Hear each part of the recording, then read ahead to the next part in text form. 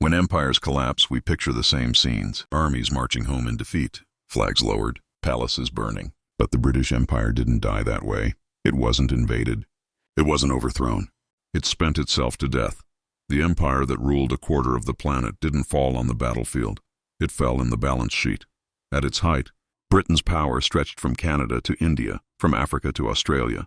It commanded oceans, resources, and money on a scale the world had never seen. And yet, in less than half a century, it was gone, reduced from superpower to supplicant. Why? Because the greatest empire in history mortgaged its future to pay for its pride. And when the bills came due, there wasn't enough left to hold it together. The warning signs that destroyed Britain a century ago are flashing red again today. But this time they're not in London. They're in Washington. Pause and think about that. An empire built on credit, collapsing under its own weight. Sound familiar? To understand how it happened, we have to go back to when Britain stood at its peak, when the world believed its wealth was limitless. And so did Britain itself. The 1920s were the empire's crown of glory. A global colossus, ruling nearly a quarter of Earth's land and more than 450 million people. The sun, they said, never set on the British Empire. London was the financial heartbeat of the world. Ships carried goods, gold, and influence across every ocean. British banks financed railways in Argentina, mines in South Africa, and factories in Europe. Every pound that left the empire eventually found its way back to London. The pound sterling wasn't just a currency, it was a promise, a symbol of stability, as trusted as gold itself. The empire's power wasn't just political or military, it was financial. Wealth flowed inward, feeding the machine that projected Britain's dominance. The Royal Navy ruled the seas, the London Stock Exchange ruled the markets, and British industry ruled the world. It was prosperity on a planetary scale, the kind that makes people believe it will never end. But empires die the same way people do, quietly, from within, while still looking strong on the outside, because beneath the gold and grandeur, Britain's prosperity was fragile, built on assumptions that time would soon destroy. The foundation of every empire is debt, even when it doesn't realize it yet. And in 1914 that foundation began to crack. The empire didn't know it yet, but the First World War had already signed its mortgage. In 1914, Britain went to war with confidence and cash. Its national debt stood at about $650 million. Manageable for the richest empire on Earth. 4 years later, when the guns fell silent, that number had exploded to over $7 billion, a tenfold increase, the kind of debt that would take generations to repay. The Great War wasn't just fought with bullets and bravery, it was fought with borrowed money, borrowed time. For the first time in centuries, Britain wasn't the lender, it was the borrower. And the lender? The rising power across the Atlantic, the United States. American banks financed Britain's armies. American factories built its weapons. American dollars kept its empire alive. Britain, the world's greatest creditor, had become its greatest debtor, and that shift was more than financial. It was psychological. The empire's confidence began to waver. Its independence began to erode. To keep fighting, Britain sold its global assets, railways, mines, plantations, at bargain prices. Wealth that had taken generations to build was liquidated in a few desperate years. And who was buying? America. The financial power of the empire was draining westward, one sale at a time. London, once the center of global finance, was being replaced by New York. The transfer of power had begun, quietly, invisibly through ledgers and loans. Britain didn't lose its empire in battle, it sold it, one bond at a time. The war had ended, but the bleeding hadn't, and in the years that followed, Britain would make a fateful choice. One that would tighten the noose around its own neck. After the war, Britain was exhausted, financially and psychologically, but it couldn't admit it. An empire built on confidence couldn't show weakness, even to itself. So in 1925, the government made a decision that would haunt it for decades. Winston Churchill, then Chancellor of the Exchequer, restored the gold standard, fixing the pound at its pre-war value. It was a move born of pride, not prudence. A symbolic gesture meant to say, Britain is still great, but it ignored reality. During the war, prices had soared, production had shifted, and other nations had modernized. By returning the pound to its old strength, Britain effectively overvalued its currency. Exports became too expensive. Factories that had once dominated world markets were suddenly uncompetitive.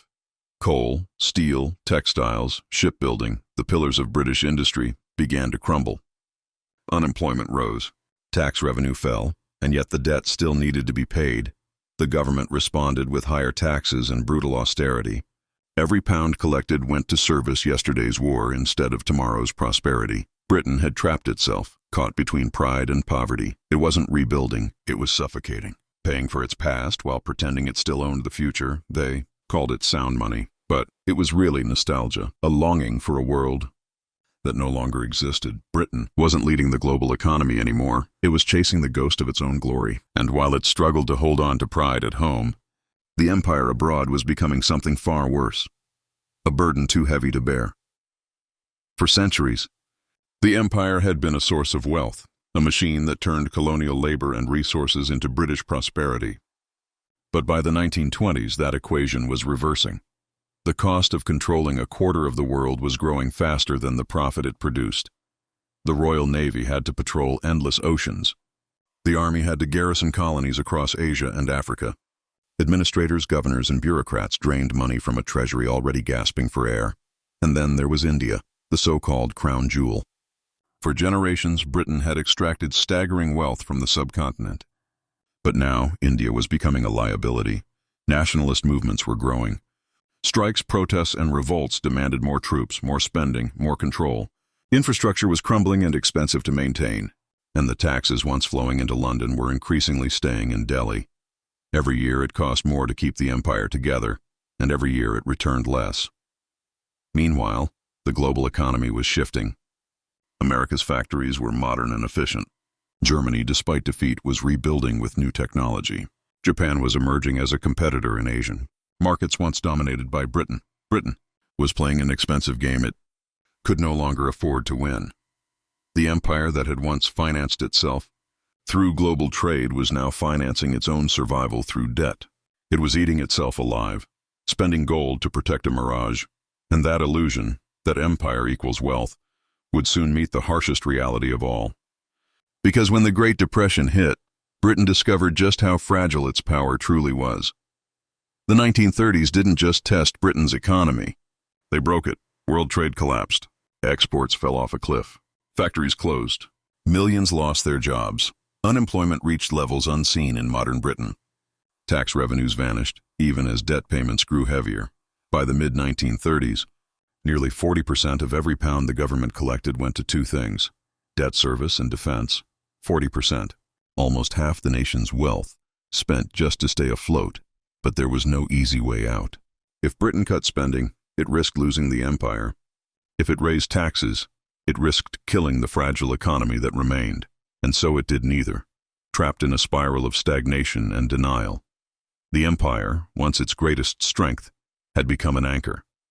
Every colony required garrisons, supplies, administration, but returned little profit. The colonies no longer paid for the empire. The empire paid for them. The illusion of control held, barely. But the price was crushing. Britain had become a nation mortgaged to its past. Every effort to restore stability only deepened the hole. And yet, as the 1930s drew to a close, Britain faced an even greater storm. Because just as the books began to balance, the world went to war again. And this time, the empire wouldn't survive the cost. By 1939, Britain was still pretending to be rich. But behind the illusion, the empire was broke. The First World War had drained its reserves. The Great Depression had crippled its industry. When Hitler invaded Poland, Britain stepped into the fight knowing one truth: it couldn't afford another war. Churchill himself admitted it.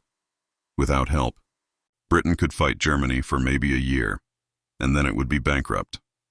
The empire's survival depended entirely on one thing: American money, and that help came, but not as charity.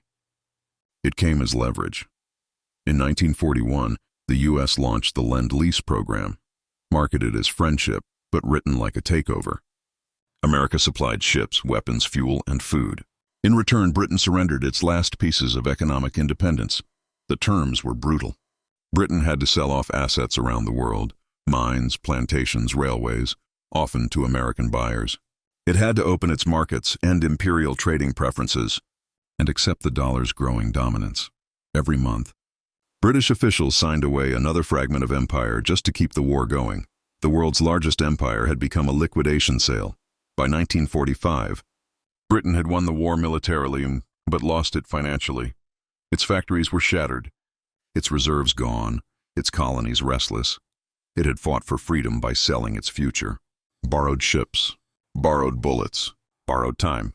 The victory celebrations would be brief, because when the guns fell silent, a new kind of war began. One fought not with armies, but with interest rates. The war was over. But Britain was broke. It owed billions to the United States and Commonwealth nations. Its gold reserves were nearly gone. And when America ended Lend-Lease aid overnight in 1945, Britain's economy almost collapsed within weeks.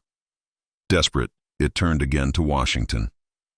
In 1946, the Anglo-American Loan Agreement was signed, a $375 billion lifeline that came with strings attached. Britain had to end its imperial trade preferences, the system that had protected its industries for generations. It had to make the pound sterling fully convertible to dollars, even though its reserves were too weak to handle it. The result? Disaster. Within 2 years, convertibility was suspended. The pound plummeted. Britain imposed exchange controls and rationing that lasted well into the 1950s. Across the empire, the cracks widened. Nations that had stored their wartime profits in sterling balances, India, Egypt, Australia, began demanding repayment. But Britain couldn't pay. Those balances were IOUs written on an empty vault. The empire was running on promises it could no longer keep. The truth was clear now. Britain had traded independence for insolvency. It had won the war and lost the world. But the world didn't fully realize it. Not yet. The final humiliation would come a decade later, when the empire tried to act powerful again, and was reminded who really held the purse strings. It was 1956. Britain still liked to imagine it was a global power. So, when Egypt nationalized the Suez Canal, the artery of imperial trade, Britain decided to act. Together with France, it invaded Egypt to take the canal back. The mission was bold. It was fast. And for a brief moment, it seemed successful. But across the Atlantic, the real empire, the financial one, disapproved. The United States, now the world's creditor, demanded an immediate withdrawal. It threatened to crash the pound by selling off U.S.-held reserves unless Britain stood down, and that was it. The invasion stopped. The troops left. The empire that had once ruled the seas was now ruled by its creditors. Suez wasn't just a military failure. It was the moment the world saw Britain's true condition, a power in name only, surviving at the mercy of others. The empire was gone. What remained was debt, dependence, and denial. But history has a cruel habit of repetition, because as Britain faded, another power rose, one convinced it was too mighty to ever share the same fate. Look around today, and the parallels are impossible to ignore. Like Britain before 1914, the United States sits at the center of the global financial system. Its currency, the dollar, is the world's reserve. Its military spans continents. Its influence feels eternal. But so did Britain's. And just like Britain, America is drowning in debt, spending trillions to maintain global commitments while its domestic foundations crumble. Infrastructure decays, manufacturing declines. Foreign creditors, from China to Japan, hold the IOUs that keep the system running. For decades, America has borrowed from tomorrow to finance today. Wars on credit, bailouts on credit, a lifestyle on credit, the same confidence, the same overreach, the same illusion that the rules of history no longer apply. The British thought their empire was too big to fail. Their currency too trusted to fall. Their dominance too secure to challenge. They were wrong. And so the question isn't whether America will follow Britain's path, but how far along it already is. Pause and think about that. Because history doesn't always repeat, but it always sends the bill. The British Empire didn't die with a bang. It died with a balance sheet. Debt, not defeat, ended 400 years of dominance. And the same forces, financial excess, political arrogance, global overreach are now alive in the world's newest empire. When a nation borrows from its future to pay for its pride, collapse isn't an accident. It's a countdown. History doesn't care about flags or borders. It measures power in credit and confidence, and both can vanish overnight. Britain learned that too late. America still has time. The lesson is simple. Empires don't fall because they are attacked. They fall because they believe they never will. If this gave you a new perspective, hit subscribe, because history doesn't repeat. It invoices.